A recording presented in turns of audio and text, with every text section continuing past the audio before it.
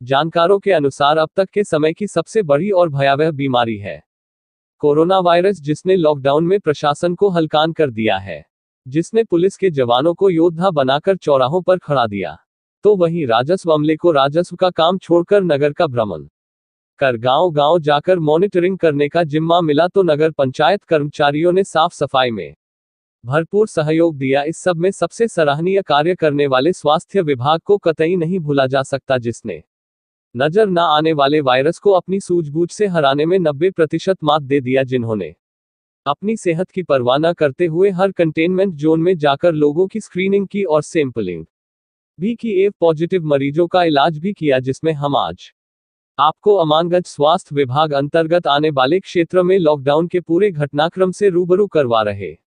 इस पूरे लॉकडाउन की हकीकत जानने हमने अमानगंज खंड चिकित्सा अधिकारी डॉक्टर आशीष तिवारी से बातचीत की। उन्होंने बताया कि लॉकडाउन के शुरुआती दौर में जब जिले में कोई पॉजिटिव केस नहीं था, तभी कलेक्टर के निर्देश एवं सीएमएचओ के आदेश अनुसार हम लोगों ने सभी एहतियात बरतने की अपील की, जिसमें लोगों ने खूब साथ दिया। उसके बाद बाहर से आने वाले मजदूरों आने का सिलसिला शुरू हुआ, जिनकी स्क्रीनिंग करने स्क्रीनिंग सेंटर बनाया एवं उन्हें क्वारंटाइन करने के लिए हम लोगों द्वारा क्वारंटाइन सेंटर बनाए गए, जिसमें उनकी स्क्रीनिंग कर उन्हें यही क्वारंटाइन किया गया। जिसके बाद सीएमएचओ महोदय द्वारा हम लोगों के पास सैंपलिंग टीम भेजकर सैंपल कलेक्ट करने का तरीका बताया, जिस पर हम लोगों ने सैंपलिंग करना सीखा, जिसमें मेरे द्वारा अलग से फीवर वार्ड बनाया, जिसमें अब तक के पूरे घटनाक्रम में बाहर से आए 21,000 लोगों की हमारे द्वारा स्क्रीनिंग की गई एवं 77 संदिग्ध लोगों की सैंपलिंग की गई, जिसमें 2 कोरोना वायरस पॉजिटिव पाए गए थे, जिनका इलाज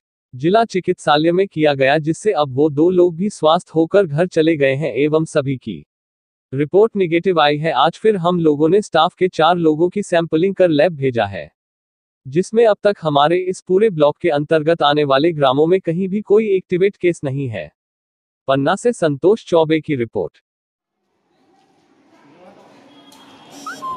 जी, आज कुछ सैंपलिंग की गई, कितने लोगों की सैंपलिंग की गई? आज 12 तारीख को 4 लोगों के सैंपल लिए गए हैं जी, और ये सभी स्टाफ के लोग थे, जिनमें कुछ अगर लक्षण या सस्पेक्टेड मानते हुए या इलेक्ट्रिक कम्युनिटी सैंपलिंग के आधार पर इनका सैंपल लिया गया है। श्रीमान जी, अब तक कितने लोग बाहर से आए हैं, कितने इसकी डिटेल होगी, कितने लोगों की स्क्रीनिंग की गई है आपके द्वारा? बाहर से आए हुए लगभग 21,000 लोगों की अभी तक हम लोगों ने स्क्रीनिंग करवाई है, जिसके लिए गुनौर में तहसील प्रांगण में लोगों की स्क्रीनिंग की जा रही थी। इसके अलावा मानगंज में ये ग्राउंड है जो यहाँ पे स्क्रीनिंग की जाती। इसके अलावा जो हमारी आरआरटी टीम है, 8 आरआरटी टीम थी, इनके द्वारा भी सतत जो भी बाहर से आए हैं या जिनके बारे में सूचना प्राप्त हुई है या अभ्युदय दल ने किसी प्रकार की सूचना दी है, तो जो भी हमें सूचना प्राप्त हुई है, इसके आधार पे हमने उनकी सतत स्क्रीनिंग करवाई है और जांच करवाई है।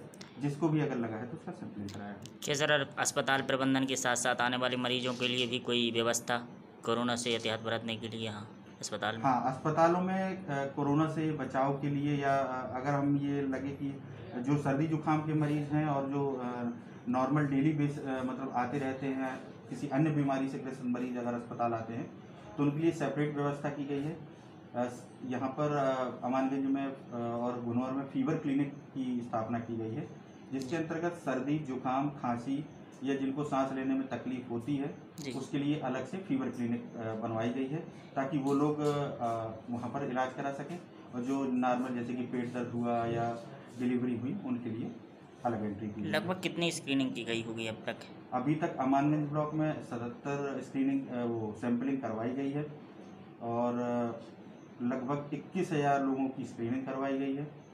जो 77 सैंपल लिए हैं उसमें से 2 सैंपल पॉजिटिव आए हैं, पॉजिटिव आए थे, बाकी सारे के सारे नेगेटिव हैं। 4 लोगों की जांच आना भी बाकी है।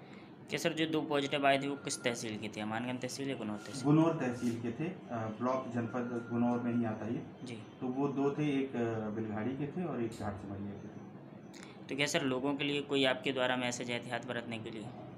मेरा उनसे यही निवेदन है कि हमारे अमानगंज और गुनौर के सभी लोग सोशल डिस्टेंसिंग का पालन करें, दूरी बना के रहें, हाथों को बार बार धोएं, सैनिटाइज करें और मास्क आदि का प्रयोग करें। जैसे तो कि यदि हम ये अगर ऐसा करेंगे, ये एहतियात बरेंगे, तो निश्चित रूप से हम इस कोरोना बीमारी को हरा पाएंगे और इससे बचाव भी कर पाएंगे।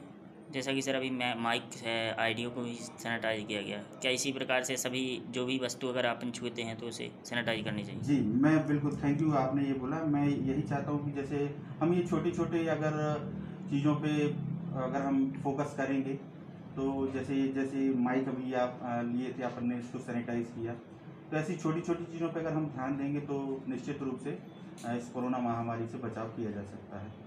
क्या यही वजह है कि अब तक अमानगंज में कोई भी पॉजिटिव केस नहीं है? नहीं, ये तो आप सबकी वजह से, और लोग यहाँ के इतने अच्छे से सोशल डिस्टेंसिंग का पालन कर रहे हैं, मास्क आदि का प्रयोग कर रहे हैं, इस वजह से अभी अमानगंज में अभी तक कोई भी कोरोना का केस पॉजिटिव नहीं आया। धन्यवाद सर। Thank you.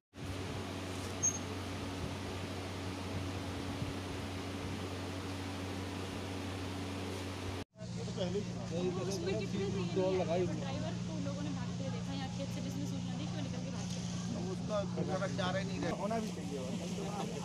अनावश्यक जो एक्सीडेंट कोई भी व्यक्ति लोग जो है खास करके गुस्सा में क्या कहते आधा इसमें आधा उसमें हो गया, और किसी को तो नहीं ना।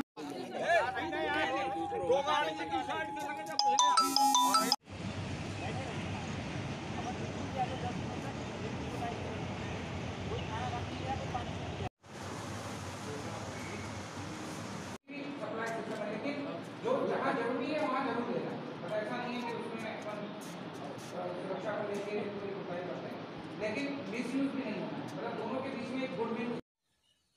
क्या नाम है तुम दोनों का? कहाँ गए रहे?